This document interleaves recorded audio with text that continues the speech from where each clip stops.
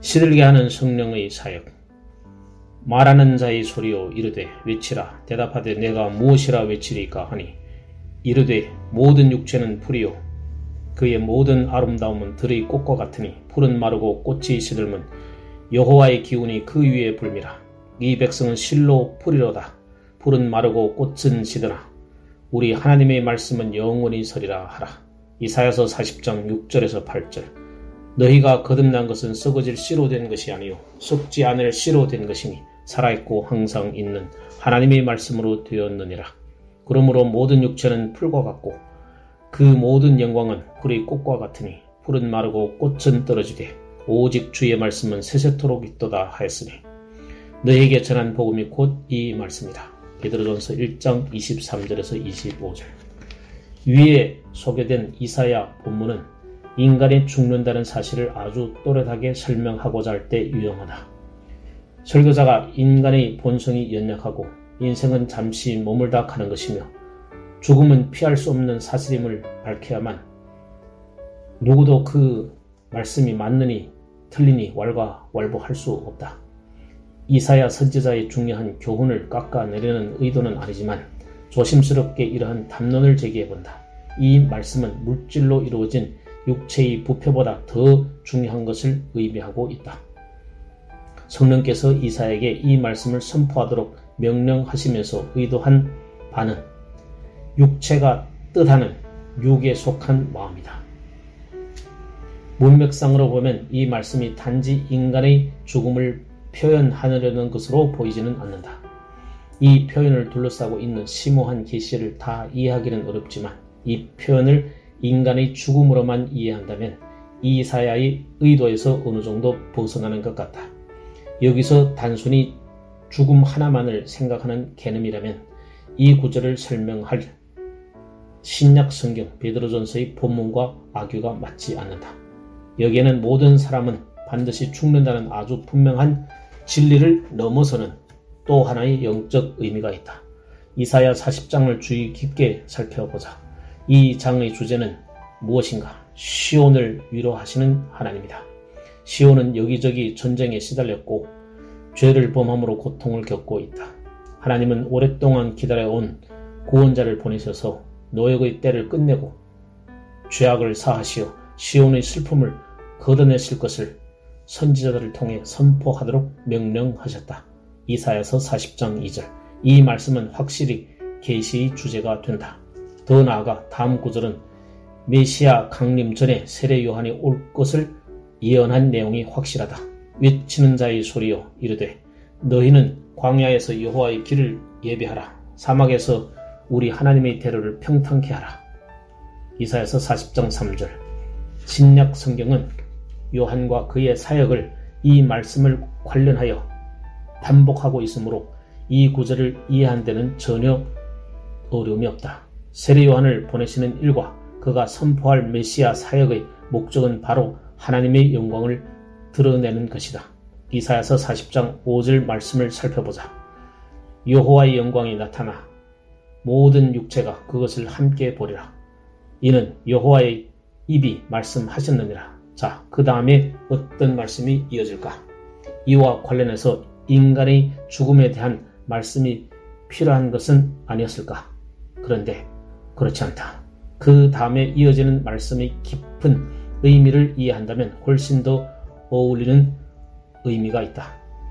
그 구절이 의미하는 바는 이것이 아닐까?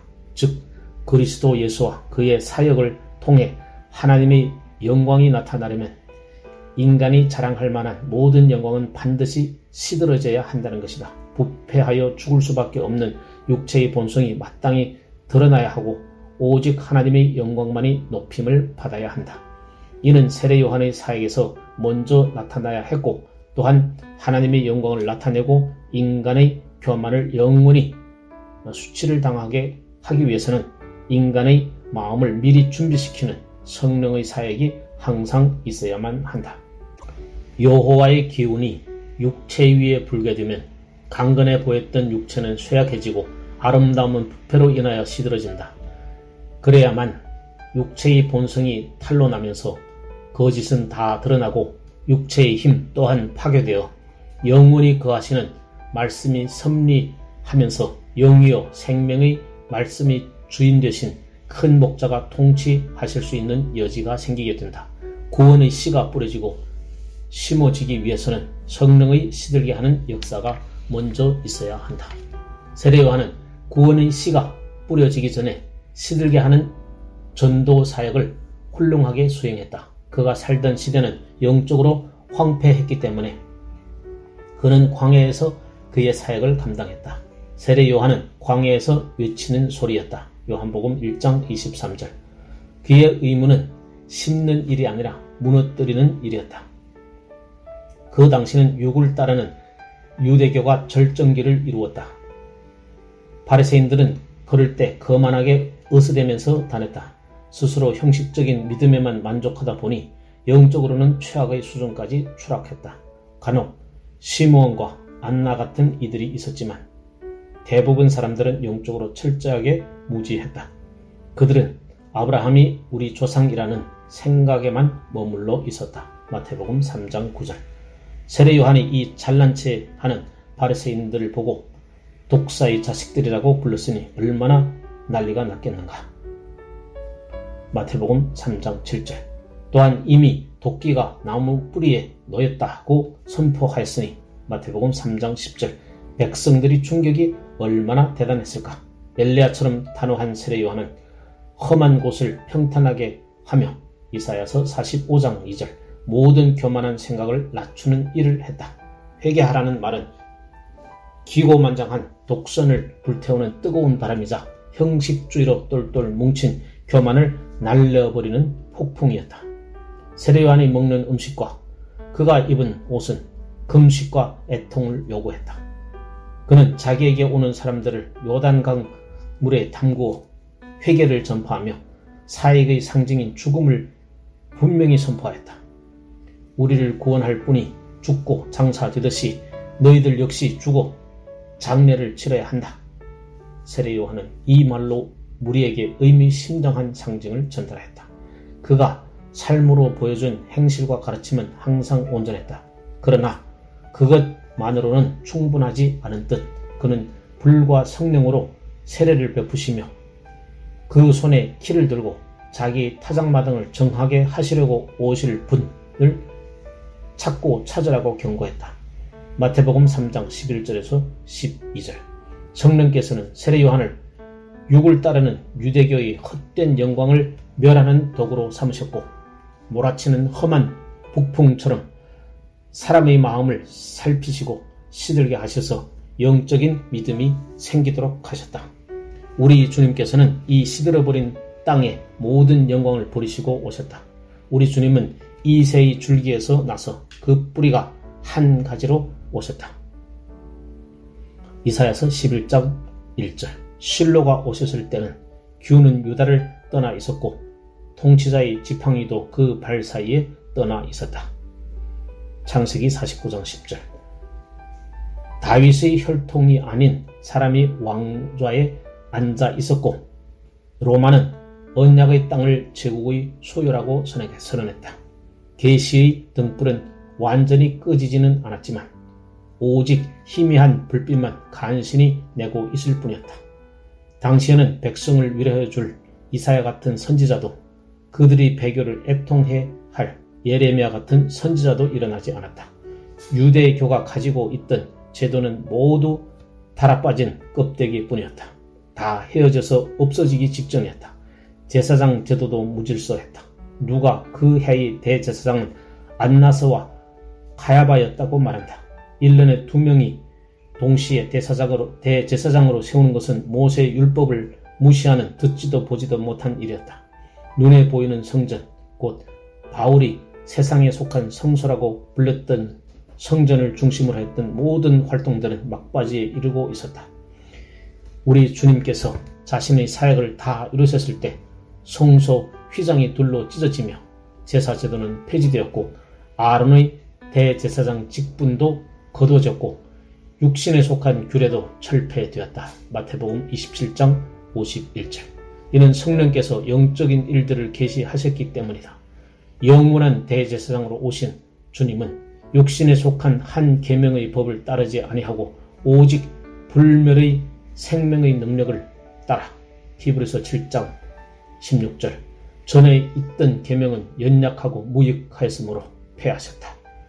히브리서 7장 18절 위에서 말한 내용은 역사적으로 전부 사실이다. 하지만 나는 이것을 자세하게 설명하려는 것이 아니다. 다만 하나님이 자녀인 당신의 개인 경험을 다루려고 한다. 우리 안에 있는 육에 속한 모든 것은 풀처럼 여겨져야 하고 또한 시들어져야 한다. 그래야 육체의 영광이 멸하여질 수 있다. 하나님의 영이 바람처럼 반드시 영혼의 밭 위로 불어오셔서 우리 화려함이 쇠잔해져 가는 꽃처럼 되어야 한다. 성령께서 우리가 죄인임을 깨닫게 하시고 우리의 실체를 보게 해주셔야 비로소 우리는 육에 속한 것은 무익하다는 것을 알게 된다. 또한 우리의 본성은 부패 그 자체이고 육신에 있는 자들은 하나님을 기쁘시게 할 수 없다는 사실을 알게 된다. 로마서 8장 8절 이전의 율법과 육에 속한 삶은 사형 선고를 받을 수밖에 없는 것을 절실하게 깨달아야 성령께서 심으신 썩지 아니할 하나님의 말씀이 우리 안에 들어와 영원히 거하게 될 것이다. 베드로전서 1장 23절 오늘의 주제는 인간의 영혼을 시들게 하는 성령의 사역을 말하고 그 다음으로는 심으시는 사역에 관한 내용으로 마무리를 짓고자 한다. 시들게 하는 사역 후에는 항상 심으시는 사역이 뒤따른다. 1. 육체의 아름다움을 시들게 하는 성령의 사역을 살펴보자. 육에 속한 것을 시들게 하시는 성령의 역사는 전혀 예기치 않다는 사실을 주목하라. 본문을 살펴보면 이사야는 의심할 여지 없이 하나님에 대해 가르친 사람이었지만 하나님이 외치라고 명령하시사 내가 무엇이라 외치리까? 이사야서 40장 6절 라고 반문한다. 이사야조차도 하나님의 백성을 위로하기 위해서 사전에 어떤 경험이 필요한지를 몰랐던 것이다. 하나님의 복음을 전파하는 많은 설교자들이 율법은 사람을 그리스도께로 이끄는 초동교사라는 사실을 망각하고 있다. 갈라디아서 3장 24절 그들은 경작하지 않고 놀리던 땅은 씨를 뿌리면서 쟁기로 흙덩이를 갈아엎어야 한다는 사실을 잊고 있다. 나는 확실한 능력이신 성령의 예리한 바늘 없이 바느질하려는 사람들을 수도 없이 많이 봤다. 전도자들은 스스로 부유하고 재물이 있다고 생각하는 사람들에게 그리스도의 고귀함을 알리려고 노력했지만 그들의 수고는 헛될 뿐이었다. 우리는 스스로 의롭다고 여기는 죄인들에게도 예수 그리스도를 전해야 한다. 그러나 그들이 스스로를 존경받을 만한 존재로 여기는 한 그들은 절대로 그리스도를 받아들이지 않을 것이다. 아픈 사람만이 의사를 반갑게 맞이한다. 하나님의 성령께서는 사람으로 하여금 죄를 깨닫게 하는 일을 하신다. 이는 그들이 죄를 깨닫지 않고서는 결코 예수 그리스도로 인한 하나님의 의를 찾을 생각을 할 수 없기 때문이다. 생각하건대 어느 영혼에게든 진정으로 은혜가 임할 때는 철저하게 무너뜨리는 일부터 시작된다. 성령께서는 낡은 기초 위에 새 집을 세우지 않으신다. 성령께서는 나무, 건초, 그루터기, 따위 위에 집을 짓지 않으신다. 불과 같이 임하시는 성령은 아주 교만한 인간 본성이 쌓은 바벨탑을 다 태워버리신다. 성령은 우리의 화를 꺾고 창을 끊으며 수레를 불사를 것이다. 시편 46편 9절 모래 위에 지은 모든 것이 사라지고 나면 그제야 성령께서는 우리 영혼 안에 하나님께서 택하신 보배로운 위대한 초석을 넣으신다. 죄를 자각한 죄인은 하나님께 긍휼을 간구하지만 평안을 누리는 대신 자신의 영혼이 하나님의 진노 아래 놓여 있다는 사실을 알고는 무척 놀라게 된다. 그럼 당연히 이렇게 질문한다. 이것이 제 기도에 대한 응답인가요? 자아와 죄에서 구원해 주십사 기도했건만 이런 방식으로 성령께서 저를 만져주시는 건가요? 제가 응답해 주세요 했더니 성령께서는 잔난처럼 제게 상처를 입히십니다.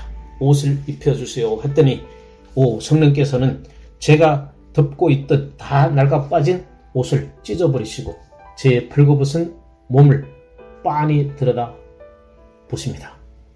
정결하게 하소서 했더니 나를 개천에 빠지게 하시고 내 옷마저 나를 싫어하게 하셨습니다. 욥기 9장 31절.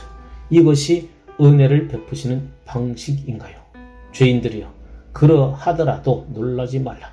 당신은 이런 과정이 필요한 원인을 모르겠는가? 교만한 육체가 머물러 있는 한 어떻게 당신이 나음을 얻을 수 있겠는가? 그 육체가 반드시 밖으로 드러나야 한다. 그것만이 당신이 영구적으로 치료를 받을 수 있는 유일한 방법이다. 잠시 상처를 덮어 피부를 치료하더라도 뼛속 안에 있는 나병을 치료하지 않고 그대로 둔다면 이는 참으로 미련한 짓이다. 위대한 치료자께서는 날카로운 칼로 육체의 썩은 부분을 남김없이 다 도려내셔야 당신 안에서 진정한 치료가 일어나도록 하신다. 당신에게 새 옷을 입히기 전에 입고 있는 옷을 벗기시는 하나님의 지혜를 모르겠는가? 자, 당신이 빨래하는 자가 희게 할 수 있는 것보다 더 하얗게 빛나는 그리스도의 의를 입은 후에 그 옷 아래 당신의 자신의 그 더러운 옷을 숨겨 놓을 수 있겠는가? 그럴 수 없다. 그 옷을 벗어버려야 한다. 실오라기 하나라도 당신의 몸에 남아 있어서는 안 된다. 하나님은 당신으로 하여금 자기 자신의 더러움을 보게 하신 후 당신을 깨끗게 하신다.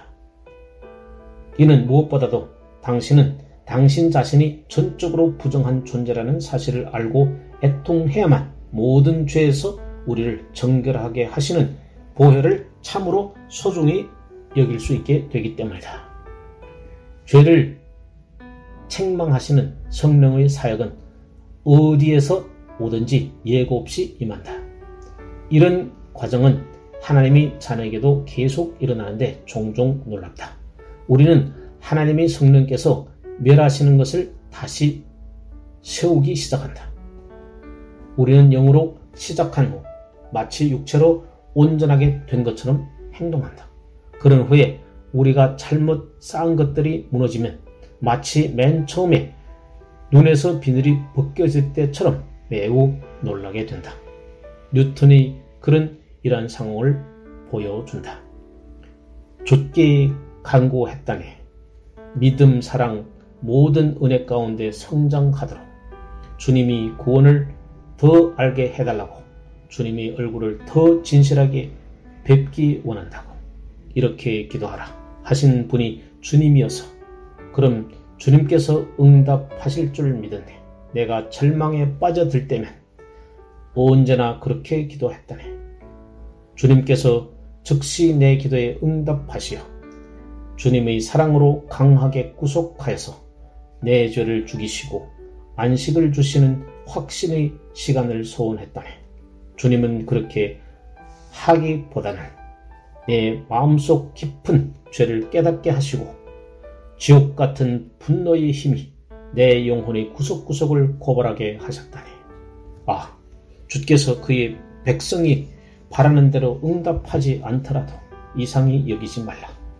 그러나 너희는 위로하라. 내 백성을 위로하라는 주의 음성은 먼저 백성들이 모든 육체는 풀이요 그의 모든 아름다움은 들의 꽃과 같으니 라고 고백한 후에야 위로의 목적을 성취하신다. 2. 더 나아가 시들게 하시는 이 일은 하나님의 역사의 일반적인 절차이다. 하나님께서 일하시는 방식을 잘 생각해 보면 하나님의 공의를 따라 백성들에게 끔찍한 일을 시작하시는 것을 보게 되는데 우리는 이렇게 이에 대해 놀라서는 안 된다. 창조하신 순서를 잘 관찰해 보자. 지리학의 일방적인 이론을 말하는 것은 아니지만 이 세상이 인류가 몸을 최종의 거주지가 되기까지는 세워졌다가 무너지고 수리했다가 또 무너지는 일이 여러 번 있었을 개연성이 있다. 태초에 하나님이 천지를 창조하셨는가? 그렇다면 한참이 지난 후 정해진 때가 되어 7일 동안 인류를 위해 일하기까지 주께서는 땅을 예비하셨다. 하나님께서 위대한 창조를 하실 당시 물질의 상태를 생각해보자. 태초에 무엇이 있었을까? 아무것도 없었다. 땅이 있도록 명령하실 때 어떠했겠는가? 땅은 혼돈하고 공허하며 흑암이 깊음 위에 있는 상태였다. 창세기 1장 2절.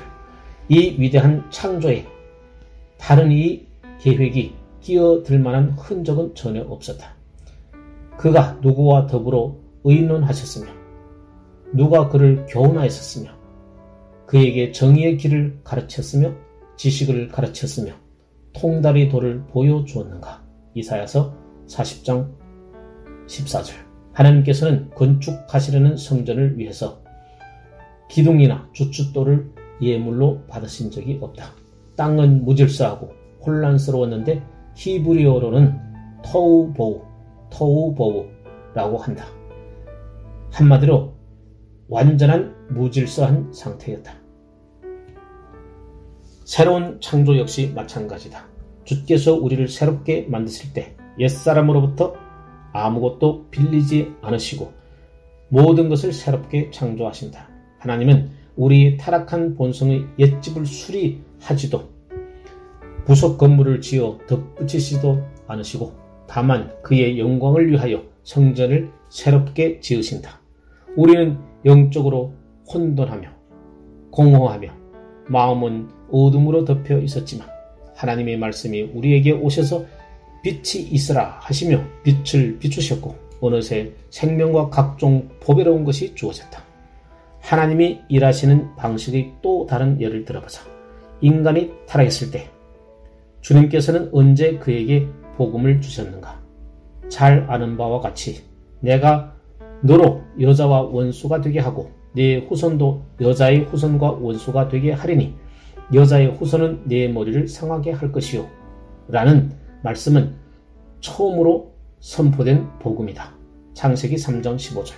인간이 더 이상 변명도 못하고 다만 창조주 앞에 서서 죄책감을 느끼며 벌벌 떨고 있을 때 이 말씀이 들려왔다. 주 하나님께서는 언제나 우리 조상을 위해 옷을 입혀주셨는가? 먼저 하나님께서 누가 너희 벗었음을 네게 알렸느냐? 창세기 3장 11절 라는 질문을 하신 후에야 옷을 입혀주셨다.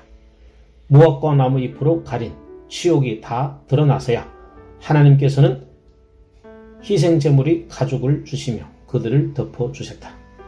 사람에게 행하시는 하나님의 섭리를 깊게 묵상해보라. 그러면 당신은 똑같은 일이 일어나는 것을 끊임없이 보게 될 것이다. 하나님께서는 우리에게 노아의 방주와 같은 놀라운 형태의 구원을 주셨다. 노아는 죽음과 관련하여 그 방주 안에서 구원을 받았다.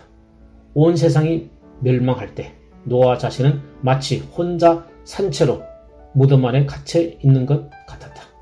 노아는 남아있던 희망이 다 사라졌을 때 방주가 물 위에 떠올랐다. 이스라엘 자손들이 애굽에서 구원받은 것을 기억하라.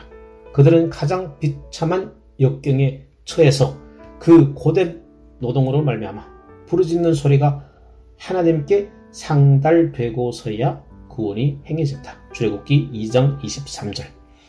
구원을 위해 의지할 팔이 없을 때 큰 권능. 민수기 33장 3절. 큰 권능과 편팔. 신명기 26장 8절. 편팔로 주님께서 그 백성을 나오게 하셨다. 이사야서 10편 105편 43절. 어느 곳에서든지 구원이 임하기 전에는 피조물을 겸비하게 하고 인간의 희망을 헛되게 하는 역사가 있다. 미국의 산간 벽지에 경작지를 만들고 도시를 건설하며 문명의 기술을 활용하여 상거래를 활성화시키려면 먼저 나무꾼들이 도끼로 나무를 베고 찍어 넘어뜨려야 한다. 수백 년 된 우람한 나무들을 베어 뿌리를 불태워 자연의 옛 지배에서 벗어나게 해야 한다. 새 것이 올 수 있도록 옛 것이 없어져야 한다. 따라서 주께서는 처음 것을 치우신 후 새로운 것을 세우실 것이다. 처음 하늘과 처음 땅이 없어지지 않으면 새 하늘과 새 땅은 있을 수가 없다. 계시록 21장 1절. 자, 외부로 보이는 이러한 과정은 우리 안에서도 똑같다. 우리 영혼이 쇠잔해지고 시들어야만 우리는 이는 여호와의 신이 선하신 대로 하실 것이니라고 고백하게 된다. 사무엘상 3장 18절. 3. 셋째로 우리는 본문에서 성령이 역사하실 때 모든 사람들이 마음속에 나타나는 과정은 매우 보편적임을 알게 된다. 시드는 것은 무엇이 시드는가? 육체의 일부를 말하는 것인가? 또는 육체의 성향 중 어떤 일부를 말하는 것인가? 아니다. 다시 본문을 보자. 모든 육체는 풀이요 그의 모든 아름다움은 들이 꽃과 같으니. 이사야서 40장 6절.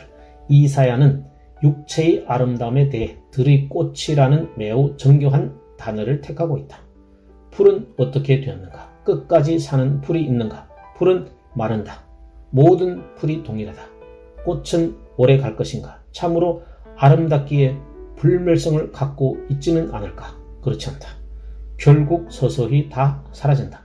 마찬가지로 하나님의 영이 사람의 영혼에 숨을 불어넣으시면 육체에 속한 모든 것은 시들며 세상적인 마음은 모두 죽게 된다. 물론 우리는 은혜의 역사가 있는 곳에는 육체의 쾌락에 대한 즐거움이 사라진다는 것을 알고 고백한다. 하나님의 영이 우리에게 숨을 내쉬면 달콤했던 것이 쓰게 되고 반짝이던 것이 빛을 잃는다. 사람은 죄를 사랑함과 동시에 하나님의 생명을 소유할 수 없다. 만일 어떤 사람이 한때 기뻐했던 육신의 기쁨을 아직도 여전히 추구하고 있다면 그는 변화한 것이 아니다. 그가 육신의 것을 생각하며 육신을 쫓으면 그는 결국 죽을 것이다. 회개하지 않는 자에게 세상과 욕망은 꽃으로 수놓는 봄날의 초원처럼 아름답겠지만 중생한 영혼에게는 황무지와 같고 황폐한 소금밭과 같을 뿐이다. 물론 우리도 한때 그러한 것들을 기뻐했지만 지금은 헛되고 헛되니 모든 것이 헛되다다 라고 말한다. 전도서 1장 2절. 우리는 세상의 독이 담긴 쾌락으로부터 자유로워지기 위해 부르짖으며 또 그것들을 혐오한다. 그리고 한때 왜 그러한 것들에 빠져 있었는지 의아해한다. 사랑하는 독자들이여, 이러한 시들은 어떤 의미인지를 아는가? 육신의 욕망과 허영과 쾌락이 당신의 눈앞에서 사라지는 것을 보았는가? 그런 일이 없었다면 하나님의 영이 아직 당신의 영혼을 찾아오지 않으신 것이다. 그러나 하나님의 영이 임하는 곳마다 육체의 자랑과 아름다움은 파괴된다.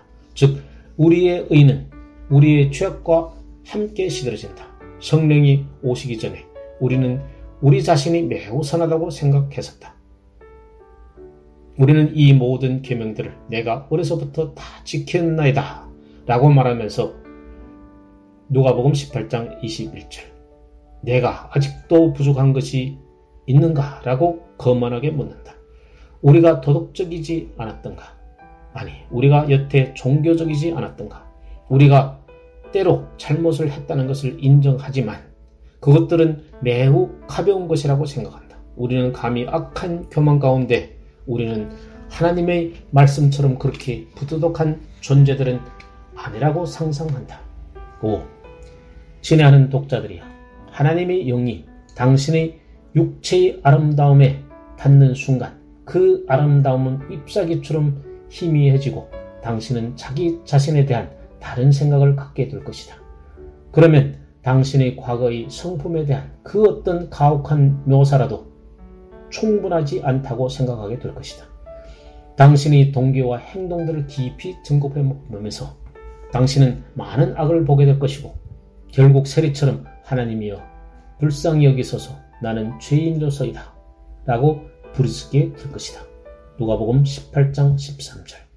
성령께서 우리 안에 있는 자기 의를 시들게 해주는 것은 아직 그분의 일을 절반도 완성하시지 않은 것이다. 아직 파괴될 것들이 많이 남아있다. 그들 중에는 우리의 결단의 힘에 대한 자랑도 파괴되어야 한다. 대부분의 사람들은 자신이 결심만 하면 언제든지 하나님께로 돌아갈 수 있다고 생각한다. 어떤 사람은 나는 강한 정신력을 가진 사람이라서 마음만 먹으면 언제든 아무런 어려움 없이 신앙적으로 변할 수 있다라고 말한다. 또 다른 변덕 많은 사람은 나는 언젠가 과거의 실수를 바로잡고 새로운 삶을 살 수 있어 라고 말한다. 지나는 독자들이 육신의 결단력은 아름다운 꽃과 같이 반드시 다 사라진다.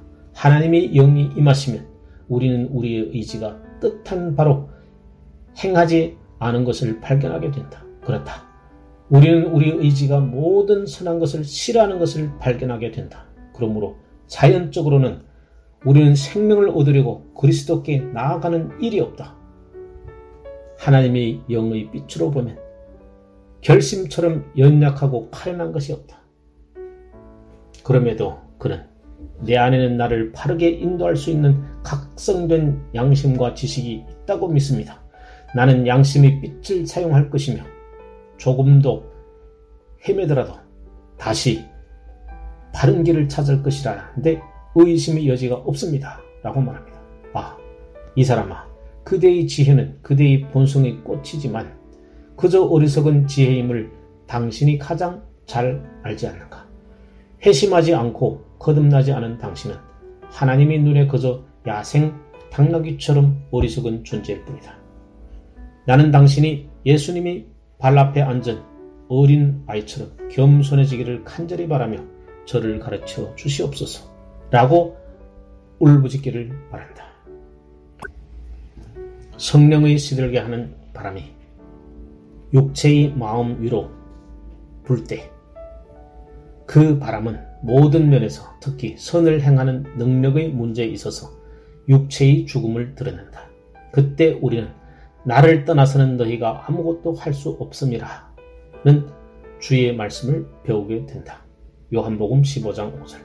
내가 주님을 찾을 때에도 하나님이 도움 없이는 기도할 수 없었을 뿐만 아니라 내 영혼 자체가 기도할 수 없다는 것도 느낀다. 그러면 나는 옳은 것을 느낄 수 없고 슬퍼하거나 신음할 수도 없다. 나는 그리스도를 간절히 칼고하기를 바란다. 하지만 나는 그리스도를 마땅히 필요로 해야 하지만 그분을 필요로 하는 느낌조차 가질 수 없다. 내 마음은 마치 무덤 속에 썩은 시체처럼 딱딱해져 있다. 때때로 펑펑 울 수만 있다면 나는 회개하고 싶지만 회개할 수 없다. 믿음을 갈망해서나 믿음을 가질 수 없다. 나는 묶인 채 갇혀 있다는 것을 느끼며 또한 마비되어 있는 것도 느낀다. 이것은 우리를 낮추시는 하나님의 성령의 계시이지만 필요한 계시이다.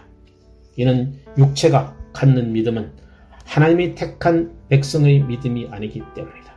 영혼을 의롭게 하는 믿음은 전적으로 하나님이 주시는 선물이지 우리 자신으로부터 나오는 것이 아니다.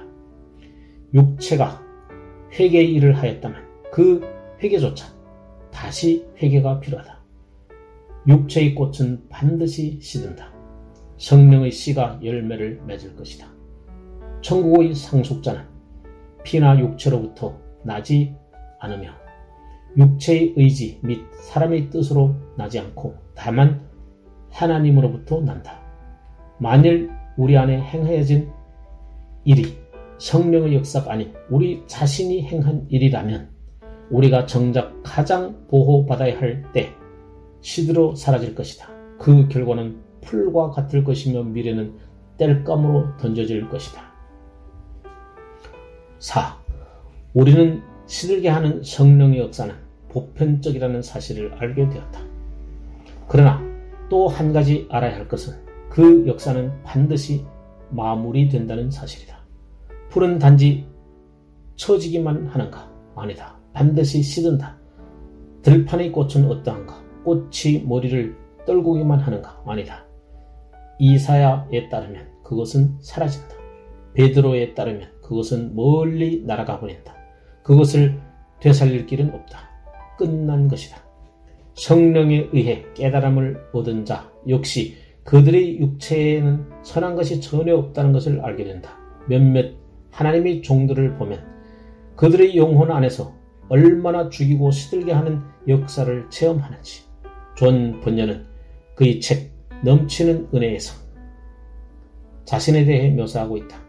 성령께서는 존 번연이 은혜로 말미암아 천성을 향하는 순례의 길을 걷기에 합당한 새로운 사람이 되도록 하기 위해 수개월, 아니 수년 동안 옛사람 번연에 속한 모든 것들을 사망으로 선포하였다. 우리 모두가 그토록 오랜 시간의 시련을 겪지 않지만 하나님의 자녀들이라면 그리스도 안에서 온전하여져서 천국에 들어가기 전에 죄에 대하여, 율법에 대하여, 그리고 자아에 대하여 죽는 일이 반드시 성취되어야 한다.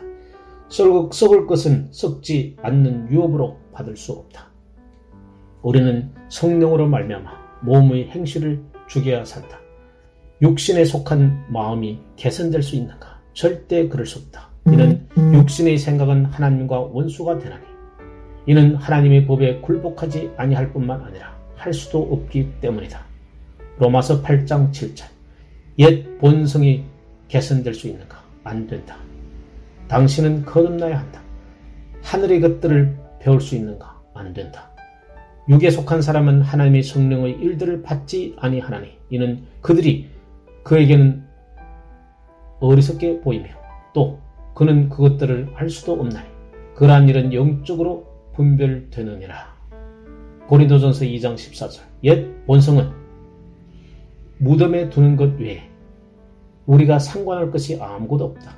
옛 본성은 죽어 묻어야 하며 그렇게 될 때 썩지 않고 영원히 거할 씨가 영광스럽게 자라날 것이며 새 생명의 열매가 맺히게 될 것이며 올해는 영광 가운데 높임을 받게 될 것이다. 옛 본성은 결코 개선되지 않는다. 처음 그리스도를 믿을 때 있던 옛 본성은 그 성도가 80세가 될 때에도 여전히 세상적이고 관능적이고 마귀적이다. 그것은 개선될 수 없으며 개선될 가능성도 없다. 옛 본성은 하나님을 향한 적개심 그 자체이고 마음속의 생각과 상상은 악하며 저속적이다. 옛 본성은 육체로 불리며 육체의 소욕은 성령을 거스리고 성령은 육체를 거스리나니 이 둘은 서로 대적하기에 이 둘 사이에는 평화가 있을 수 없다. 갈라디아서 5장 17절. 추가로 알아야 할 것은 영혼 안에 시들게 하는 이 역사는 매우 고통스럽다는 사실이다. 당신은 이와 관련된 구절들을 읽으면서 매우 장엄한 분위기를 느끼지 않는가? 모든 육체는 풀이요 그의 모든 아름다움은 들의 꽃과 같으니 풀은 마르고 꽃이 시든도다. 이는 슬픈 일이지만 반드시 발생해야 한다. 처음에 그리스도를 영접하면서 이런 아픔을 경험한 자들은 감사할 이유가 있다. 그 이유는 그들은 인생에서 훨씬 더 밝고 행복할 가능성이 매우 높기 때문이다.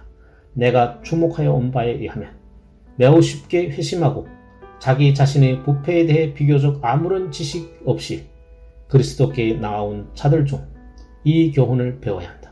그들은 그리스도 안에서 오랫동안 갓난 아이 상태로 머물게 된다.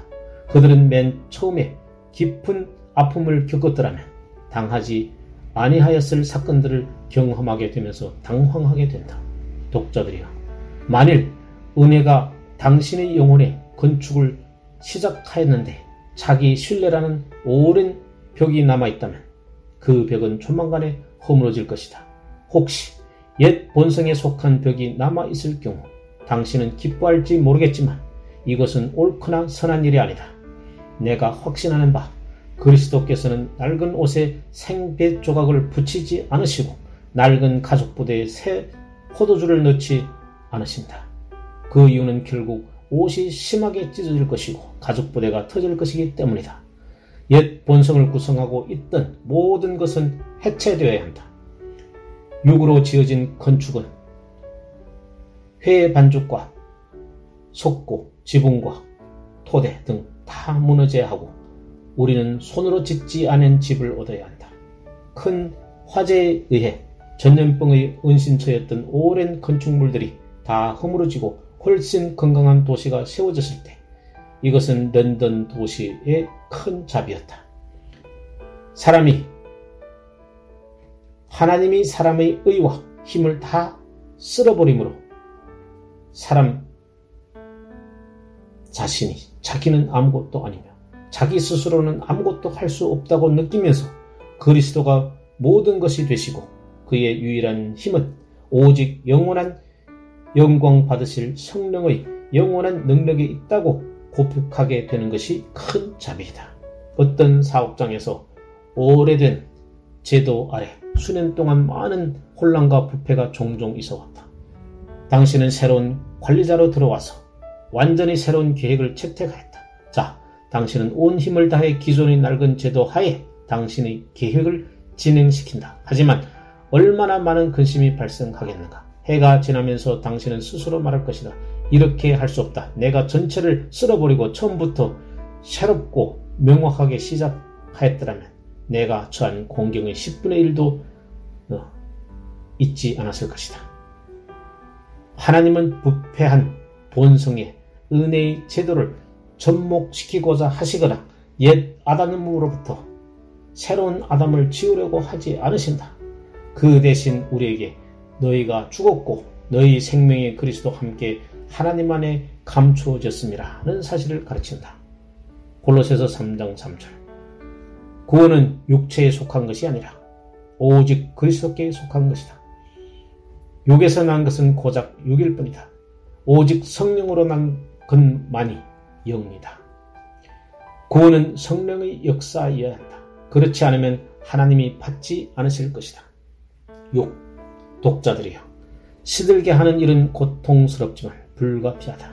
나는 이미 옛것을 버리는 것이 얼마나 중요하고 필요한지 확고히 말하였다. 그러나 더 추가자면 옛 본성은 그 자체로 부패하였기에 버릴 수밖에 없다고 말할 수 있겠다. 풀이 왜 시드는가? 그 이유는 풀은 시드는 것이기 때문이다. 그 뿌리가 늘 무덤에 있기에 그것은 죽을 수밖에 없다. 땅에서 생겨난 것이 어떻게 불멸할 수 있겠는가? 풀은 시들지 않는 꽃이 아니다. 그것은 낙원에서 피는 꽃이 아니다. 그것은 저주받은 땅에서 자란다. 당신 자신에게서 생겨나는 모든 좋아 보이는 것들은 당신처럼 유한하며 죽게 되어 있다. 부패의 씨는 인류의 나무에서 나는 모든 열매 안에 있다. 그 열매들은 보기에는 에덴의 포도 열매처럼 좋아 보이나 반드시 썩어 없어진다. 더욱이 나의 형제들이여, 결코 우리의 구원에는 육에 속한 부분이 있고 성령에 속한 부분이 있다고 생각하지 말라. 만일 그러하다면 영광도 나뉘게 될 것이다. 그렇다면 어느 선까지 하나님께 영광을 드리고 그 다음부터는 자신이 영광을 받는다. 만일 내가 세상에서 행한 일을 통해 천국의 일부를 얻고 주님이 하신 일을 통해 천국의 일부를 얻는다면, 만일 나를 깨끗하게 하는 힘이 일부는 나의 것이고 일부는 하나님의 것이라면 이에 따른 보상과 천국의 찬양도 일부는 주님께 올려지고 일부는 피조물에게 돌아가야 한다. 그러나 그럴 수 없다. 교만한 육신아, 무너져라 무너져라. 그대가 아무리 자기 자신을 정결케 하여도 그대는 뼛속까지 부패하여 있다. 그대가 온 힘을 다해 수고해도 그것은 타버릴 나무와 채가 될 그루터기일 뿐이다. 당신 자신의 자아 신뢰를 버리고 그 일과 공로와 영광이 누구에게 속하였는지 바라보라. 영광 받으실 분은 오직 하나님 뿐이시다. 그렇다면 이 모든 것들은 시들어져야 마땅하다. 7. 이 마지막 말이 우리가 설명한 과정을 지나는 모든 사람들에게 위안이 되었으면 한다. 나는 회심하지 않은 사람들이 비참을 겪는다는 소식을 들을 때 매우 기쁘다. 이는 성령께서 역사하시는 비참은 언제나 행복의 서곡이기 때문이다. 시들게 하는 것은 성령의 일이다. 나는 다음 번역을 보고 기뻐한다. 여호와의 기운이 그 위에 불미라. 이사야서 40장 7절. 이는 여호와의 바람이 그 위에 불미라. 꼭 번역해도 틀리지는 않는다. 히브리어와 헬라에서 바람과 기운은 같은 단어이다. 하지만 나는 여호와의 영이 그 위에 불미라 하는 번역이 선지자의 의미를 가장 옳게 전하고 있다고 본다. 육신을 시들게 하는 것은 성령이시다. 나의 자기 의를 죽인 일은 사탄의 소행이 아니다. 그게 사실이었다면 나는 두려웠을 것이다. 아니면 내가 차별적으로 제 자아를 낮추며 수치스럽게 하였을까? 그럴 리 없다. 그것은 성령께서 하신 일이다. 육신에 의해 온전하게 되느니 성령에 의해 부서지는 것이 맞다. 주께서는 뭐라 말씀하실까? 나는 죽인다. 그 다음에 나는 살아나게 한다고 말씀하신다. 주님은 친히 죽인 자들 외에 아무도 살아나게 하지 않으신다. 자기 자만심과 자기 공로, 그 심장에 칼을 꽂아 나를 죽이시는 성령님을 찬양하자. 이는 그 후 나를 살리시기 때문이다. 나는 상처를 입고 치유한다. 성령은 상처를 입히신 자들만 치유하신다. 그렇다면 상처 주시는 그 손길을 찬양하자. 계속해서 상처를 입혀주시고 자르고 찢어주소서. 최악의 상태에도 저를 버려두셔서 저를 절망에 빠지게 하심으로 오직 하나님이 거저주시는 자비만을 의지하게 하소서. 그리고 가난하고 죄 많은 길을 잃은 멸망의 죄인의 상태에 있는 제가 그 자비를 오직 주의 주권적인 은혜의 품 안에서 받게 하시고 하나님이 모든 것을 주셔야 하는 것과 그리스도가 모든 것이 되어야 한다는 것과 성령이 모든 것을 하신다는 것을 알게 하소서. 사람이 도예가의 손에 있는 찰흙처럼 되어야 주께서 자기 보시기에 좋게 그를 빚으실 것이다. 형제들이여 기뻐하라. 당신이 아무리 낮아지더라도 성령께서 당신을 낮추시는 것이라면 이는 당신의 영혼에 악은커녕 무한한 선을 의도하신 것이다. 이제 심는 것에 관한 몇 문장을 다루면서 마무리하겠다. 베드로에 따르면 육체는 시들고 그 꽃은 떨어지지만 하나님이 자네들에게는 시들지 않는 다른 무언가가 있다. 너희가 거듭난 것은 썩어질 씨로 된 것이 아니요 썩지 않을 씨로 된 것이니 살아있고 항상 있는 하나님의 말씀으로 되었느니라. 베드로전서 1장 23절. 오직 주의 말씀은 세세토록 있도다 하였으니 너희에게 전한 복음이 곧 이 말씀이라. 베드로전서 1장 25절. 자, 복음은 인간에게서 난 것이 아니기 때문에 우리에게 유용한 것이다. 그것이 육신의 것이라면 우리에게는 육신 이상의 것을 해줄 수 없을 것이다. 그러나 예수 그리스도의 복음은 하나님으로부터 난 것으로서 영적이며 신성하다. 복음의 시작은 하나님으로부터 비롯되었다. 그 안에는 위대한 선물이 있으며 구주도 하나님의 선물이고 그 모든 가르침은 신성으로 충만하다.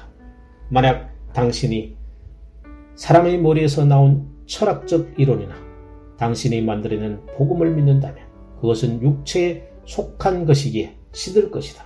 그리고 그런 거짓 복음을 믿는 당신은 죽음과 함께 멸망될 것이다. 당신을 축복할 수 있고 당신의 영혼의 씨가 될 수 있는 유일한 말씀은 영원히 썩지 않고 살아있는 성령의 말씀이다.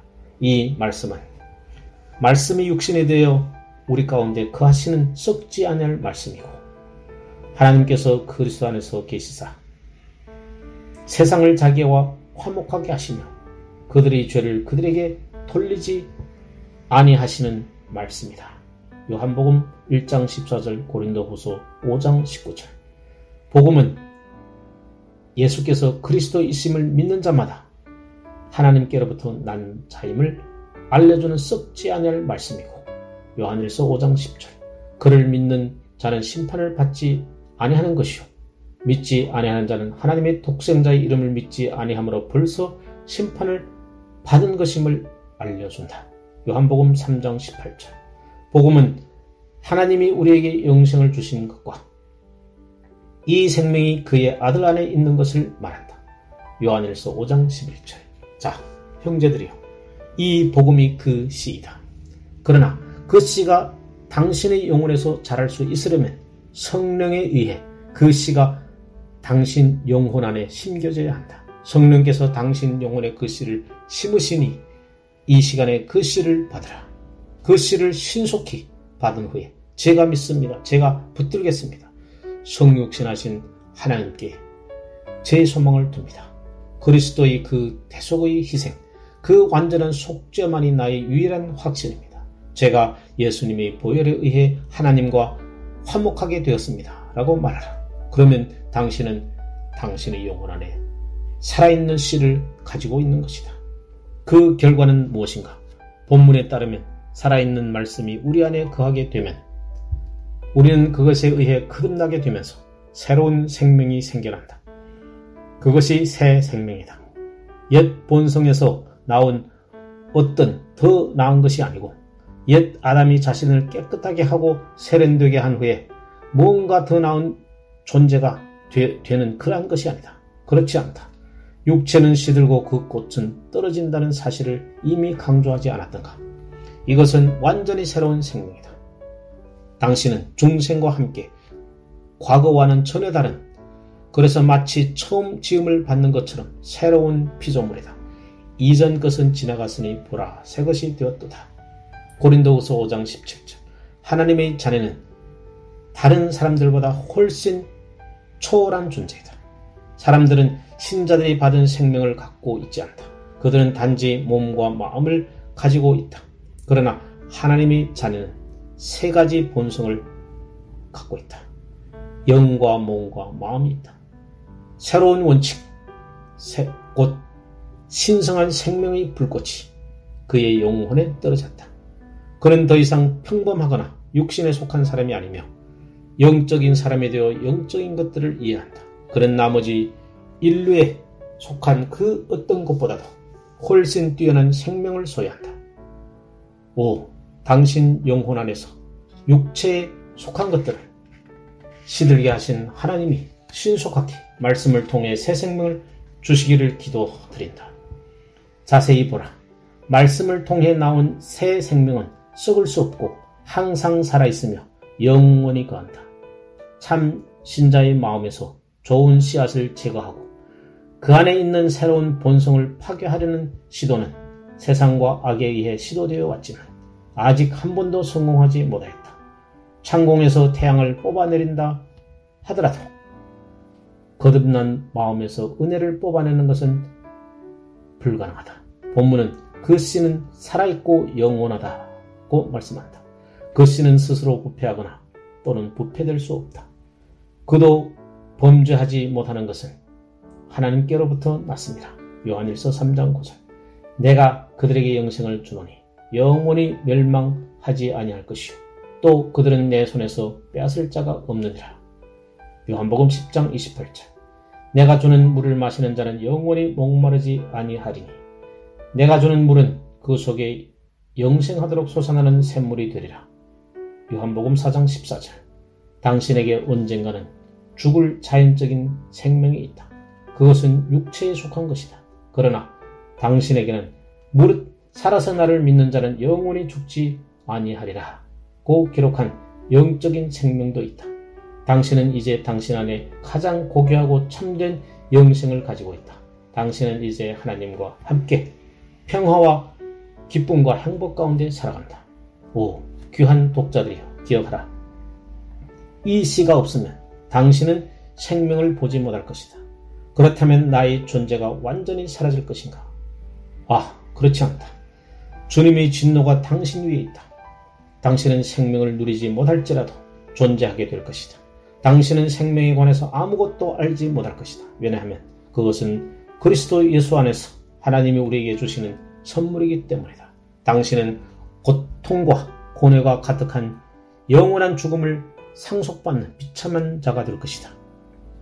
하나님의 진노가 그 위에 거하느니라. 당신은 두 번째 죽음인 풀못에 던져질 것이다. 당신은 벌레도 죽지 않고 불도 꺼지지 않는 자들 중 하나가 될 것이다. 영원히 영광 받기에 합당하신 영이신 하나님이 당신을 찾아오시기를 기도드린다. 만일 지금 하나님이 당신의 마음을 흔들고 계신다면 주의 신성한 불꽃을 끄지 말라.